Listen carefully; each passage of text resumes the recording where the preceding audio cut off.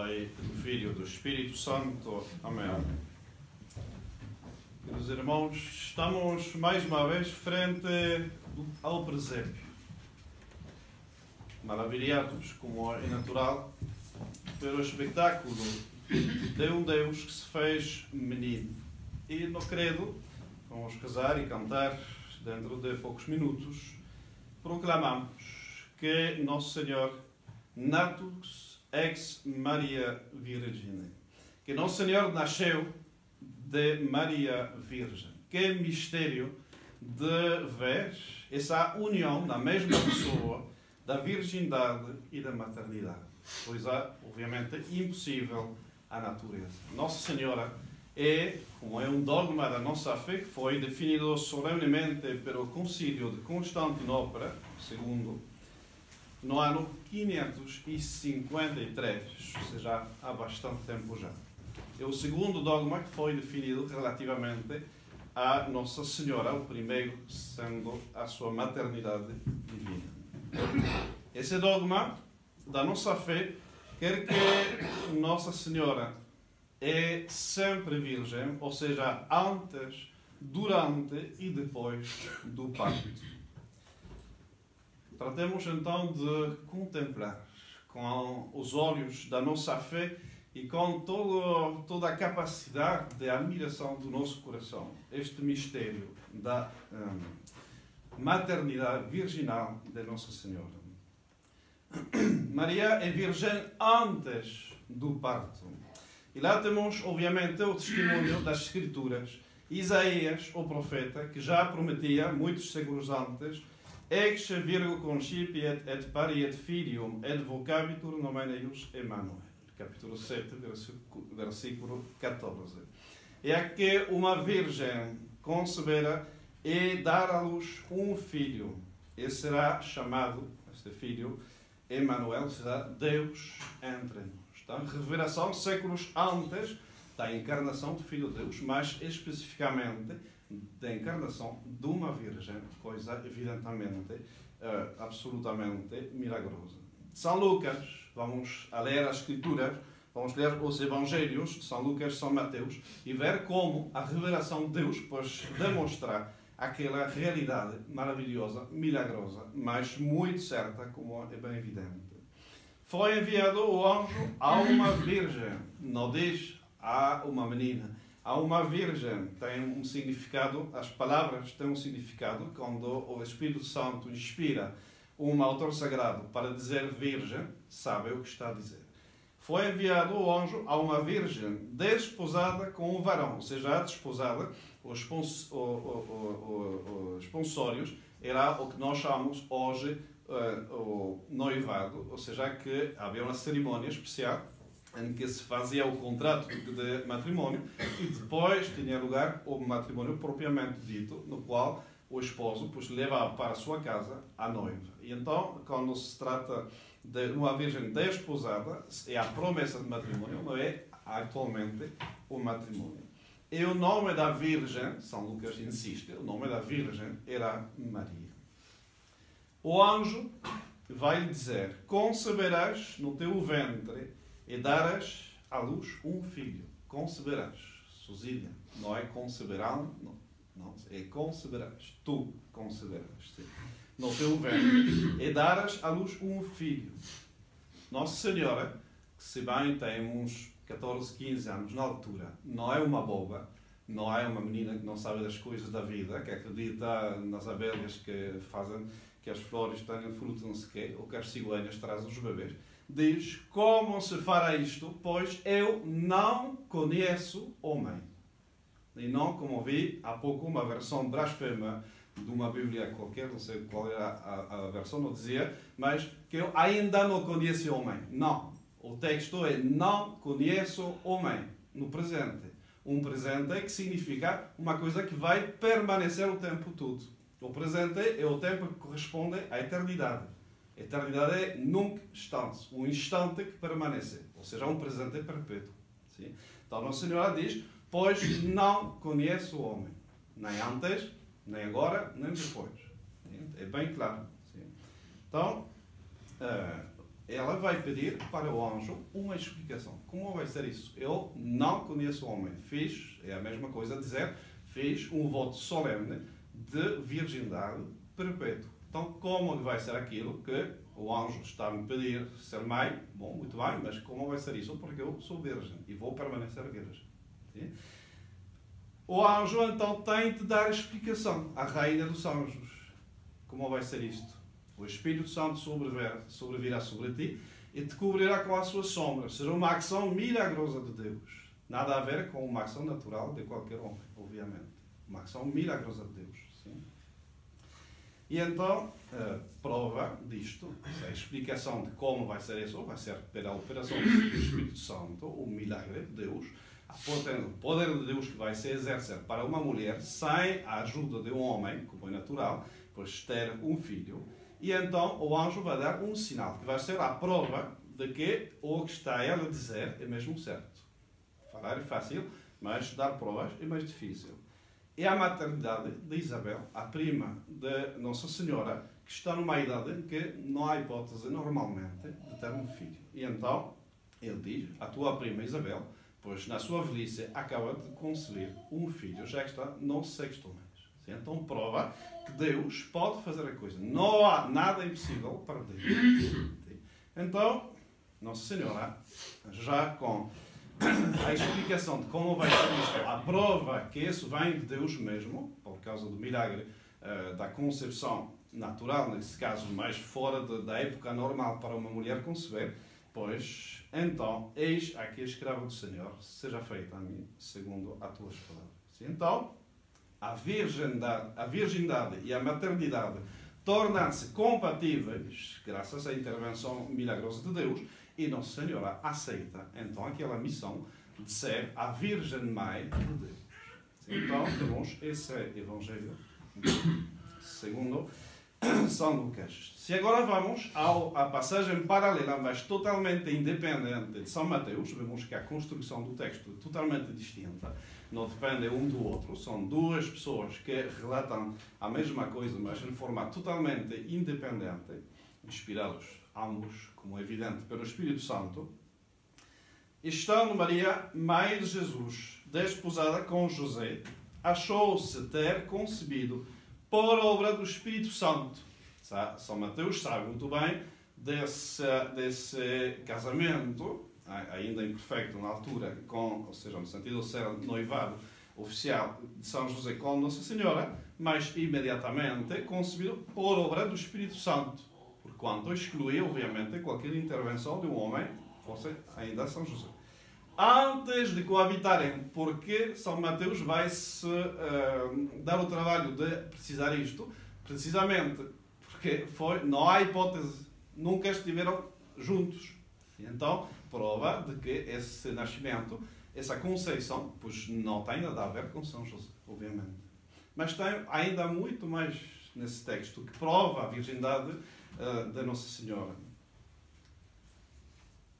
Refere às dúvidas de São José. São José vai ficar, constata a gravidez da sua noiva e vai ficar na dúvida. Que é o que se passa? Quem vai ter dúvida se ele tivesse convivido com Nossa Senhora? Pois teria de simplesmente estar alegre de eu tive um filho, pronto. Então, se ele está com dúvida e que ele sabe muito bem que ele não tem nada a ver com isto. Porque senão, pois não tem dúvida.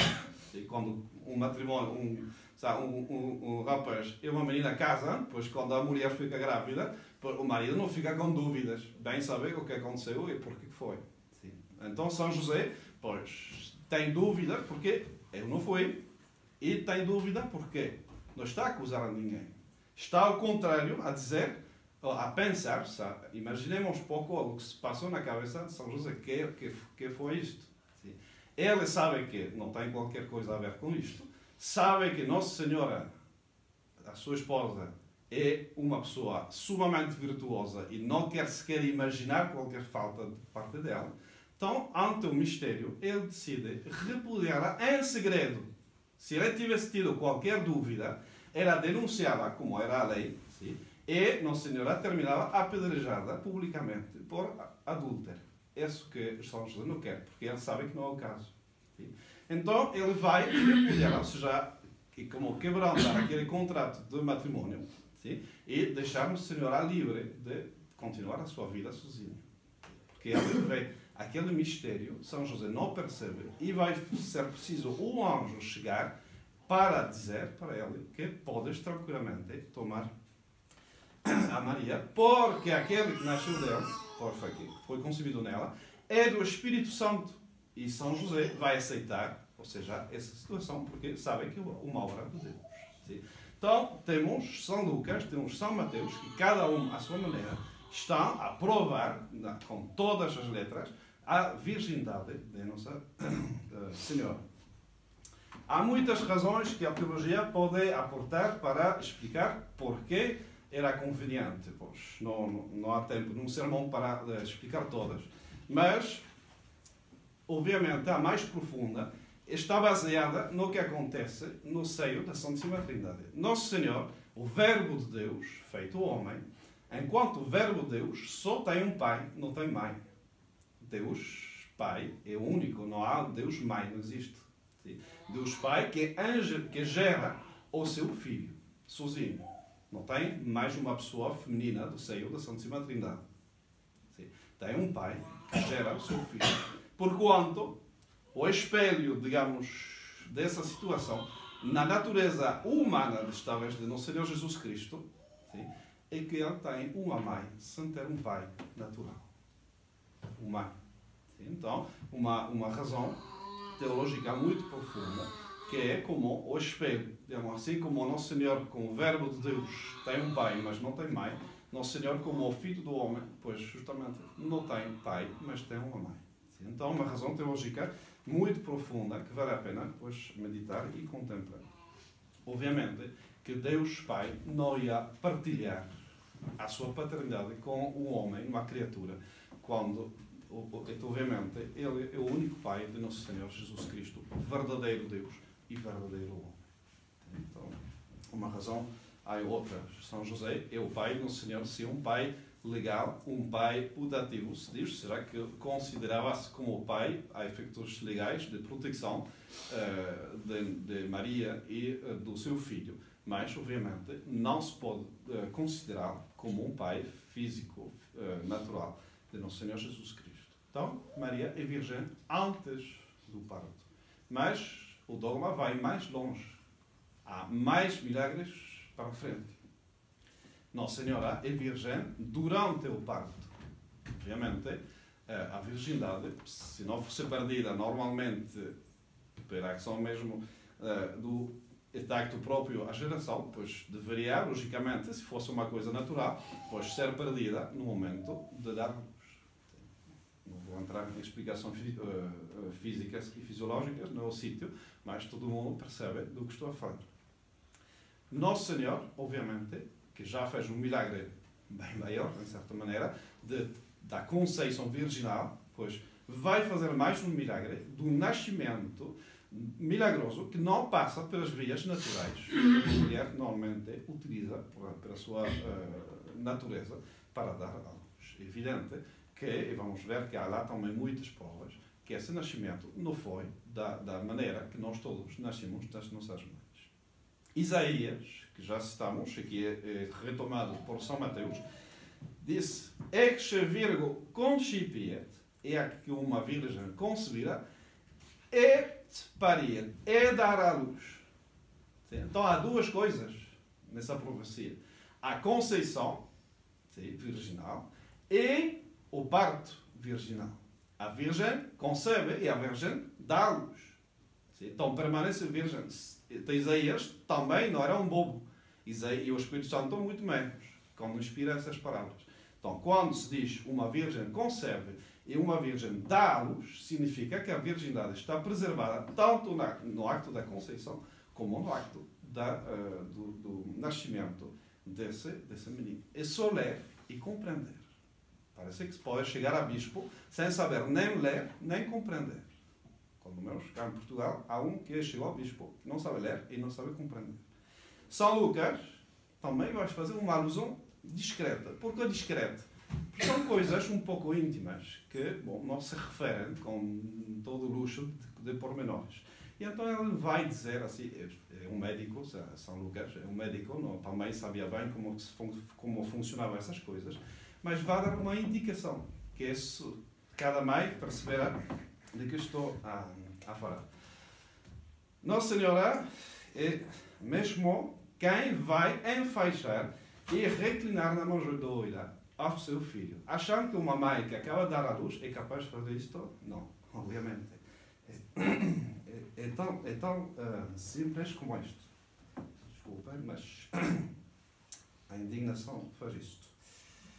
Porque bispos desse jeito, pois não... Enfim.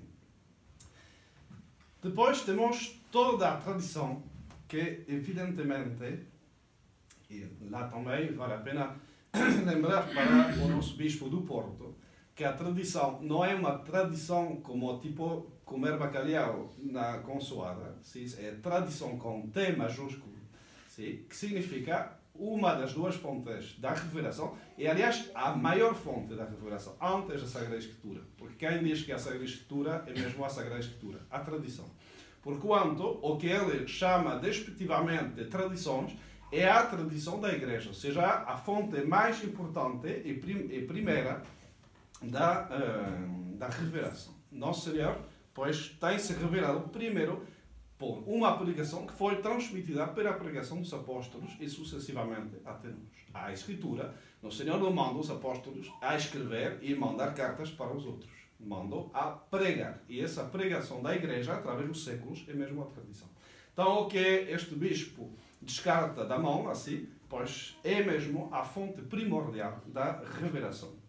E, não vou citar todos os santos padres que falam disto, mas São Bernardo, por exemplo, vai falar, e são muitos que usam também essa imagem, de Nosso Senhor a nascer como o raio de sol que atravessa um cristal. Sim? Sem romper. Nosso Senhor, evidentemente, não ia, pois, causar um dano qualquer ao corpo da sua mãe, pois preservada da mancha do pecado original, virgem na sua conceição, e pois obviamente virgem no parto. É uma coisa evidente para qualquer pessoa que tenha 2 dedos de espírito católico. E a teologia, pois também nos explica que Nosso Senhor, obviamente, não ia infligir à sua mãe o trabalho de parto, que é o castigo reservado para a mulher devido ao pecado original. Eva é que recebeu aquela maldição, dar à luz na dor. É o castigo próprio da mulher, pois dar à luz na dor. Nossa Senhora é imaculada na sua conceição. Porque Nosso Senhor, porque coisa tão injusta, Nosso Senhor teria infligido aquele castigo a quem não merece. Então, obviamente, Nossa Senhora, a teologia, nos diz que de jeito nenhum, pois pode dar à luz de uma maneira natural, como todas as outras mulheres, pois, e que ela deve de dar à luz de uma maneira milagrosa. Terminou com isto, Maria, virgem antes do parto, durante o parto, virgem também depois do parto. Isso significa que Nossa Senhora permaneceu virgem durante a sua vida toda, ou seja, não teve qualquer uso do matrimônio depois de nascer Nosso Senhor Jesus Cristo, e que não teve, por ende, pois, por consequência, nenhum outro filho. Então, lá também podemos relembrar aquela citação que já referi: eu não conheço varão. Ou seja, nem antes, nem agora, nem depois. Não conheço, ponto, acabou o assunto. Sim, não conheço. Então, temos essa citação que é claríssima. É certo, os protestantes sempre vêm com aquele assunto que nos evangelhos fala-se nos irmãos de Jesus. Mas, bom, sejamos um pouco mais inteligentes.